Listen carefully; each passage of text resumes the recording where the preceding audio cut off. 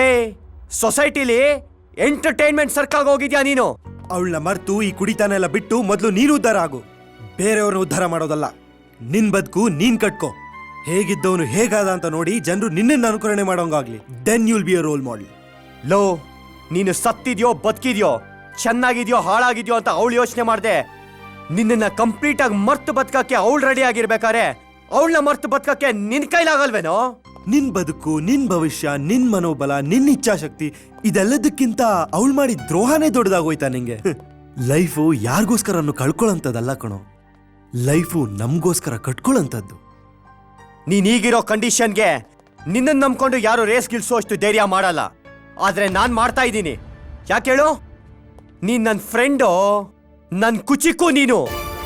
ಈ ರೇಸ್ನಲ್ಲಿ ನೀನ್ ಗೆದ್ದೇ ಗೆಲ್ತೀಯ ಅಂತ ನಂಬಿಕೆ ನನ್ನಲ್ಲಿದೆ. ಅದಕ್ಕೋಸ್ಕರ ಲವ್ ಫೇಲ್ಯೂರ್ ಆಗಿರೋ ಎಲ್ಲ ಲವರ್ಸ್ಗೂ ನೀನೊಬ್ಬ ನಿಜವಾದ ರೋಲ್ ಮಾಡೆಲ್ ಆಗ್ತೀಯ. ಒಂದಿನ ಅವಳಿಗೆ ವಿಷಯ ಗೊತ್ತಾಗೇ ಆಗುತ್ತೆ. ಆವಾಗ ಯಾಕಪ್ಪ ಅವನನ್ನ ರಿಜೆಕ್ಟ್ ಮಾಡಿದೆ ಅಂತ ಅವಳು ಪಶ್ಚಾತ್ತಾಪ ಪಟ್ಟೇ ಪಡ್ತಾಳೆ ಕಣೋ, ಪಟ್ಟೇ ಪಡ್ತಾಳೆ.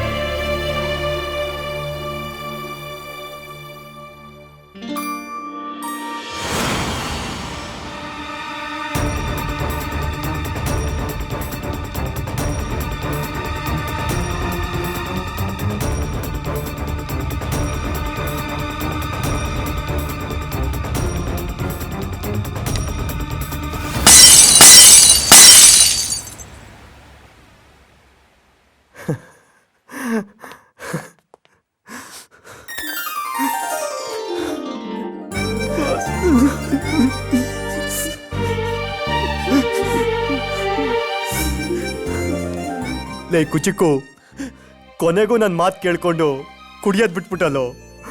I am so happy.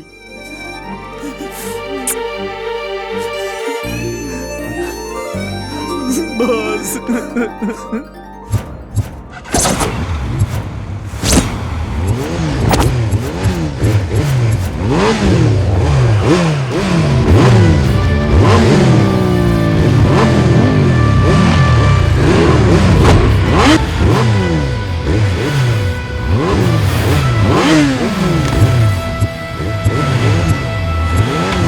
ಪ್ರೊಫೆಷನ್ನೇ ಬೇರೆ, ಫ್ರೆಂಡ್ಶಿಪ್ಪೇ ಬೇರೆ.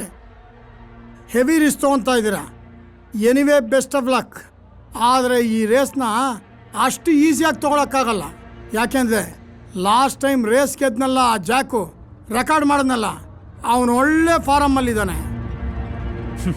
ಅವನಿಗೆ ತಾನು ಗೆಲ್ಲಬೇಕು ಎನ್ನುವುದಕ್ಕಿಂತಲೂ ನಿಮ್ಮ ಕಡೆಯಿಂದ ಬರೋ ಪಾರ್ಟಿಸಿಪೆಂಟ್ ಯಾರೇ ಆಗಿದ್ದರೂ ಅವರನ್ನು ಸೋಲಿಸಬೇಕೆಂಬ ಇಂಟೆನ್ಷನ್ ಇದೆ. ನೋಡೋಣ, ಅದು ರೇಸ್ನಲ್ಲಿ ಗೊತ್ತಾಗುತ್ತೆ.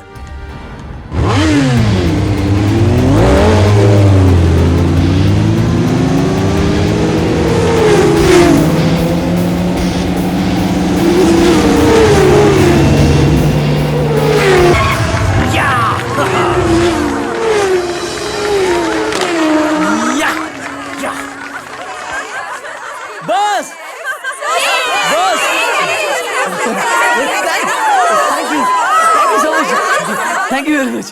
ಸ್ವಲ್ಪ ಚೆನ್ನಾಗಿದೆ. ಬಂದು ಹಾಕೊಟ್ಟು ಸ್ವಲ್ಪ ಪ್ಲೀಸ್. Well done. ನಮಸ್ಕಾರ. Thanks. Very good. Take it.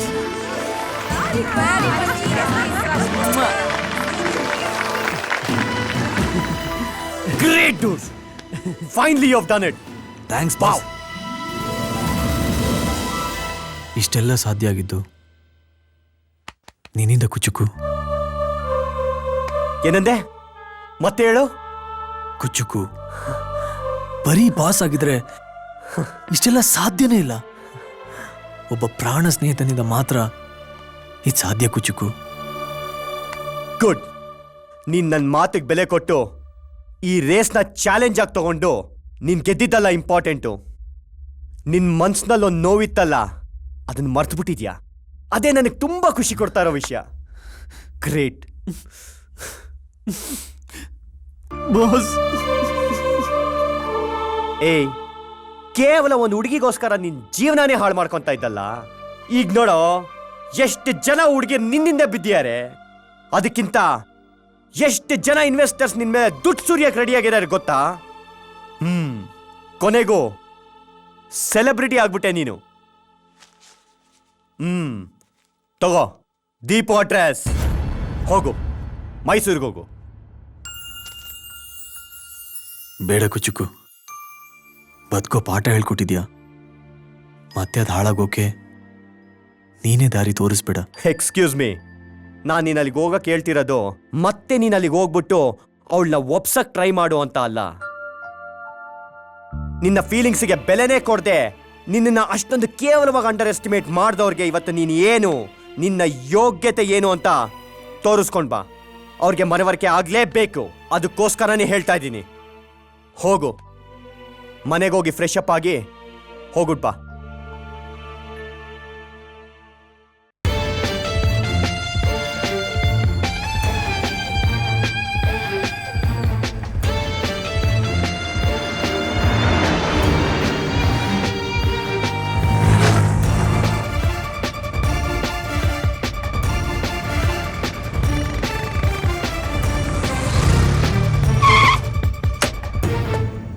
Hello mister Srinivas Murthy. ರೇ ಸ್ವಾಮಿ, ಶ್ರೀನಿವಾಸ ಮೂರ್ತಿಗಳೇ, ನಿಮ್ಮನ್ನೇ ಕೂಗ್ತಾ ಇರೋದು. ಬರ್ರೇ. ಆಶ್ಚರ್ಯ ಆಗ್ತಿದ್ಯಾ? ಬಂದಿರೋದು ಆಫ್ಟರ್ ಆಲ್ ಮೆಕ್ಯಾನಿಕ್ ಅಲ್ಲ, ನಿಮ್ಮ ಮಾತಿಗೆ ಕಟ್ಟಿಬಿದ್ದು ನಿಮ್ಮ ಮಗಳು ಕೈ ಕೊಟ್ಲು ಅಂತ ಜೀವನನೇ ಹಾಳು ಮಾಡ್ಕೊಂಡಿರೋ ಲೂಸರು ಅಲ್ಲ, ರೇಸರ್, ಬೈಕ್ ರೇಸಲ್ಲಿ ಗೆದ್ದಿರೋ ಚಾಂಪಿಯನ್.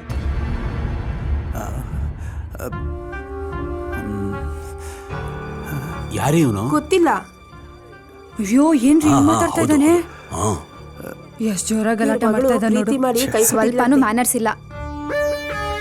ಅವಳಿಗೋಸ್ಕರ ಹೃದಯನೇ ಕಿತ್ತು ಕೊಡೋಷ್ಟು ಪ್ರೀತಿಸಿದ್ದೆ, ಅವಳಿಲ್ದೆ ಬದುಕೇ ಇಲ್ಲ ಅನ್ನೋಷ್ಟು ಪ್ರೀತಿಸಿದ್ದೆ. ಅಂತ ಪ್ರೀತಿನ ನೀವು ನಿಮ್ಮ ಮಗಳು ಸೇರ್ಕೊಂಡು ಕೊಂದ್ಬಿಟ್ರಿ. ಅಯ್ಯೋ ದೇವ್ರೆ. ಆದ್ರೂ ಬದುಕಿದ್ದೀನಿ, ಬಿಂದಾಸ ಬದುಕಿರ್ತೀನಿ. ಪ್ರೀತಿ ಬೆಲೆನೇ ಗೊತ್ತಿಲ್ದವಳನ್ನ ಪ್ರೀತಿಸ್ಬಿಟ್ಟೆ, ಯಾಮಾರ್ಸ್ಬಿಟ್ಲು. ಅವಳಿಗೋಸ್ಕರ ನಾನ್ ಯಾಕೆ ನನ್ ಜೀವನನ ಹಾಳು ಮಾಡ್ಕೊಳ್ಳಿ? ನಂಬ್ಸಿ ಕುತ್ಗೆ ಕುಯ್ಯೋದು ನಿಮ್ ಕಾಂದ ನಿನ್ ಕೆಲ್ಸನಾ?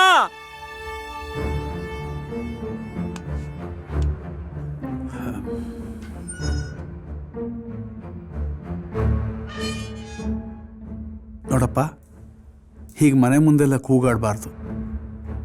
ಒಳಗ್ ಬಾ. ಯಾಕೆ? ಓ, ಹೆರ್ಗೆಗೆ ಬಂದಿದ್ದಾಳ ಮಗಳು? ಡಿಸ್ಟರ್ಬ್ ಆಗುತ್ತಾ?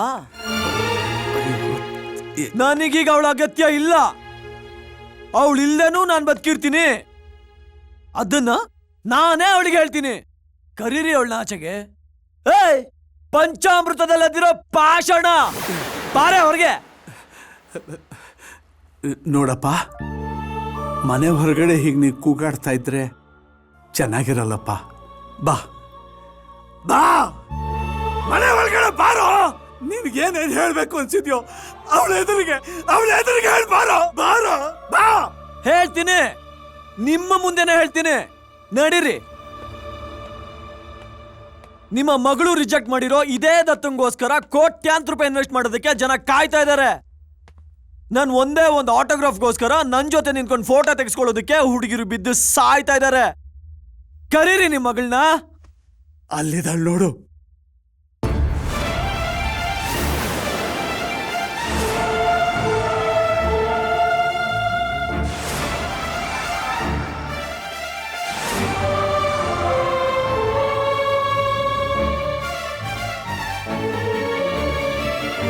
ದೀಪಾ,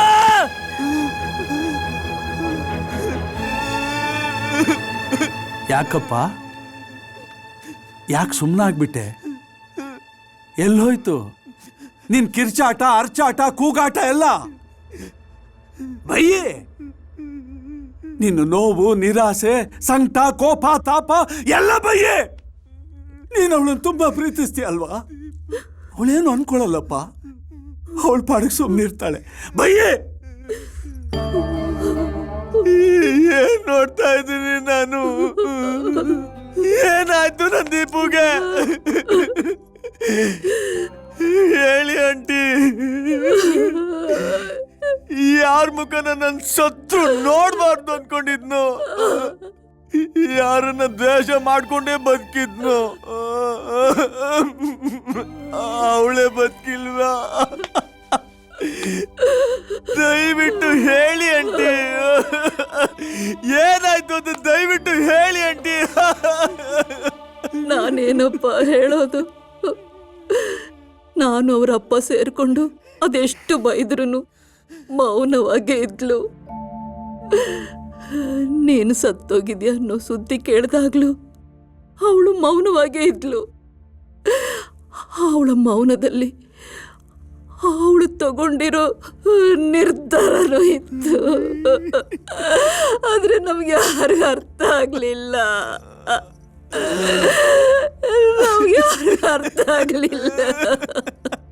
ಮಕ್ಕಳು ನಮ್ಮ ಒಪ್ಪಿಗೆ ಇಲ್ಲದೆ ಬೇರೆ ಯಾರನ್ನೋ ಪ್ರೀತಿಸೋದನ್ನ ಸಹಿಸ್ಕೊಳಕ್ ಆಗದೆ ಇರೋಂಥ ತಂದೆ ತಾಯಿಗಳ ಸ್ಥಾನದಲ್ಲಿ ನಾವು ನಿಂತ್ಕೊಂಡ್ಬಿಟ್ವಪ್ಪ.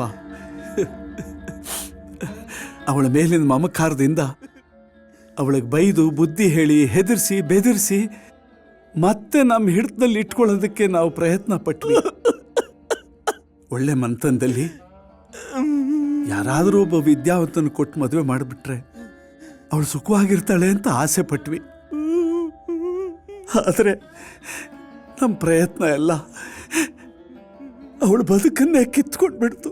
ಅವಳ ಪ್ರೀತಿನ ಒಪ್ಕೊಂಡು ನಿಮ್ಮಿಬ್ಬರನ್ನು ಒಂದು ಮಾಡಿದಿದ್ರೆ ಅವಳನ್ನ ಉಳಿಸ್ಕೊಳ್ತಾ ಇದ್ದೀವಿ. ಜನ್ಮ ಕೊಟ್ಟ ನಾವು ನಮ್ಮ ಆಸೆಯಂತೆ ಬದುಕಬೇಕನ್ನೋ ಪ್ರತಿಷ್ಠೆಯಿಂದ, ನಾವು ಹೇಳಿದಾಗ ಅವಳು ಕೇಳಬೇಕನ್ನೋ ಅಧಿಕಾರದಿಂದ ನಾವು ಅವಳನ್ನೇ ಕಳ್ಕೊಂಡ್ಬಿಟ್ಟಿವಿ. ಏನಂದೆ ನೀನು?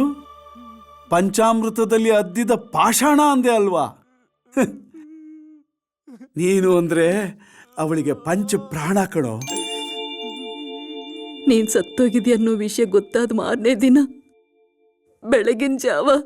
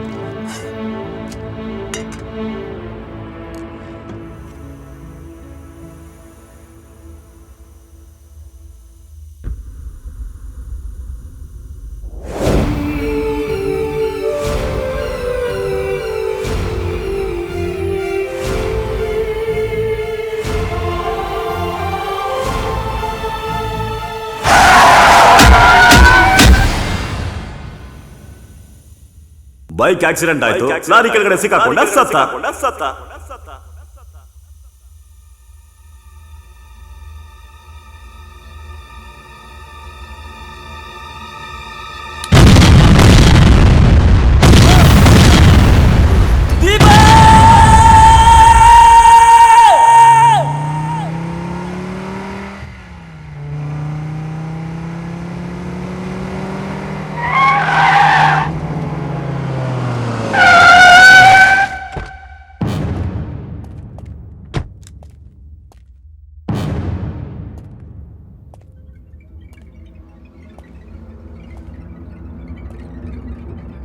ತ್ಯಾಗಕ್ಕೆ, ಕ್ಷಮೆಗೆ, ಸಹನೆಗೆ ಹೆಣ್ಣೆ ಸಾಕ್ಷಿ.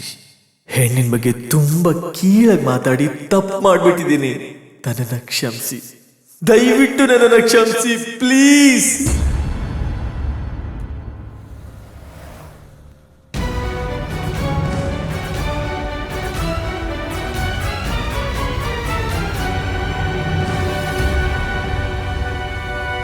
ದತ್ತ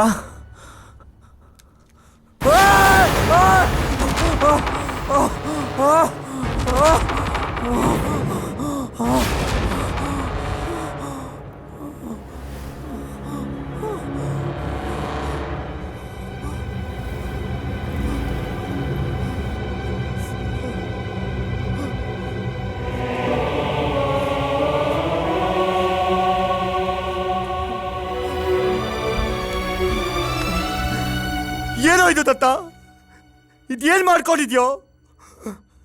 ಹುಡುಗಿರು ಅಂದ್ರೆ ವಿಶ್ವಾಸ ದ್ರೋಹಿಗಳು, ಹುಡುಗಿರು ಅಂದ್ರೆ ಸಮಯ ಸಾಧಕಿಯರು, ಹುಡುಗಿರು ಅಂದ್ರೆ ನಯ ವಂಚಕಿಯರು, ಹುಡುಗಿರು ಮಹಾಪಾತಕಿಯರು, ಹುಡುಗಿರು ಖತರ್ನಾಕ್ಗಳು, ಹುಡುಗಿರು ಡೇಂಜರಸ್ಸು. ಅಯ್ಯೋ ಅಯ್ಯೋ, ಏನಾಗಿತ್ತು ನನ್ನ ಬುದ್ಧಿಗೆ? ಏ ದತ್ತ, ಏನೋ ಇದು?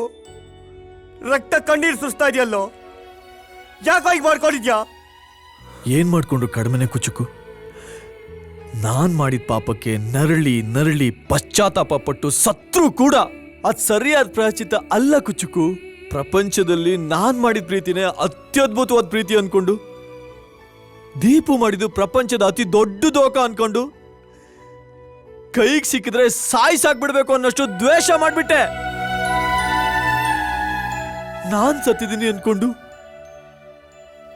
ನನ್ ಪ್ರೀತಿ ಉಳಿಸೋದಕ್ಕೋಸ್ಕರ ಅವಳು ಯಾವತ್ತೋ ಪ್ರಾಣ ಬಿಟ್ಬಿಟ್ಲು. ಕುಚುಕು, ಈ ಭಗವಂತನ ಸೃಷ್ಟಿಲಿ ತುಂಬಾ ನಿಷ್ಪ್ರಯೋಜಕವಾಗಿರೋದ್ರಲ್ಲಿ ಮೊದಲನೇದು ಯಾವುದು ಗೊತ್ತಾ?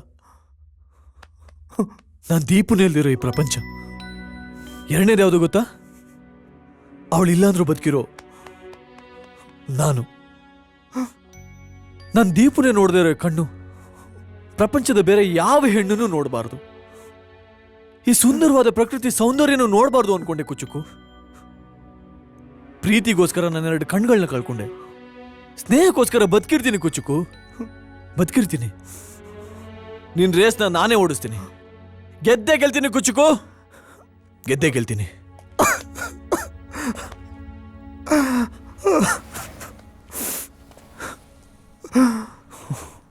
ಬಾ.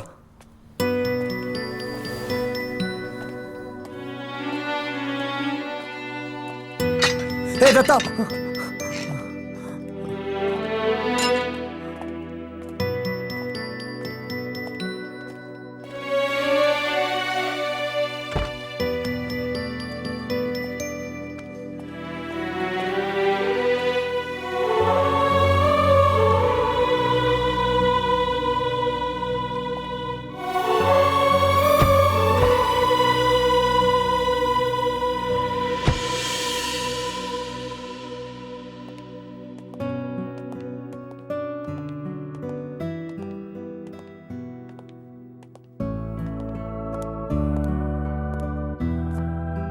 ಬದುಕಿದ್ದಾಗ ಕಣ್ ಕಿತ್ಕೊಳ್ಳೋದು ಕಾನೂನ್ಗೆ ವಿರುದ್ಧ. It is A criminal offence. ಈ ಹುಡ್ಗ ತನ್ ಕಣ್ ಕಿತ್ಕೊಂಡು 2 ಅಂಧರಿಗೆ ಕಣ್ ಕೊಟ್ಟಿದ್ದಾನೆ. ದಯವಿಟ್ಟು ಈ ಥರ ತಪ್ಪನ್ನ ಯಾರೂ ಮಾಡ್ಬೇಡಿ. ಕಣ್ಣಿನ ದಾನ ಮಹಾದಾನ. ಮನುಷ್ಯ ಸತ್ತ ಮೇಲೆ